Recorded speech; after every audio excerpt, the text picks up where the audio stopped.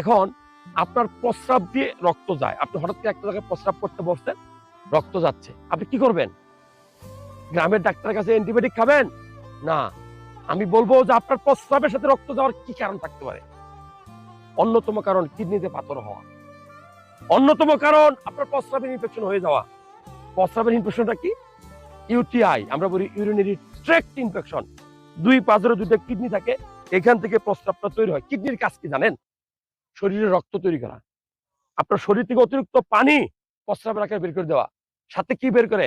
রক্তের মধ্যে যত বর্জ্য পদার্থ, বিষাক্ত পদার্থ থাকে সব বের করে দেয়। মাশাআল্লাহ, কিডনি আছে বলে আপনার প্রেসার কন্ট্রোলে থাকে, কিডনি আছে বলে আপনার শরীরে রক্তের যে তৈরির যে মাত্রাটা, ইরাইথ্রোপয়েটিন, লাল রক্তকণিকা, সেটা তৈরি হচ্ছে। সো আপনার কিডনি যত্ন করবেন। অর্থাৎ প্রস্রাবের সাথে রক্ত গেলে আপনার বুঝতে হবে কিডনিতে পাথর। ইউটিআই, ইউরিনারি ট্র্যাক্ট ইনফেকশন, অর্থাৎ প্রস্রাবের থলি, প্রস্রাবের নালী, যেকোনো একটা জায়গায় ইনফেকশন। আর কি কারণে প্রস্রাবে রক্ত দিতে পারে? মনে রাখবেন, কোনো কারণে প্রস্রাবের থলিতে আপনি আঘাতপ্রাপ্ত হলে, ট্রমা হলে, সো আপনার প্রস্রাবের সাথে রক্ত যায়, আপনি অবহেলা করার কোনো সুযোগ নাই। আপনি অবশ্যই প্রস্রাবের সাথে রক্ত গেলে ইউরিনারি টেস্ট করবেন, সিরাম ক্রিয়েটিনিন টেস্ট করবেন, একটা আল্ট্রাসাউন্ড করে দেখবেন কিডনিতে পাথর আছে কিনা, কোনো ইনফেকশন হইলো কিনা।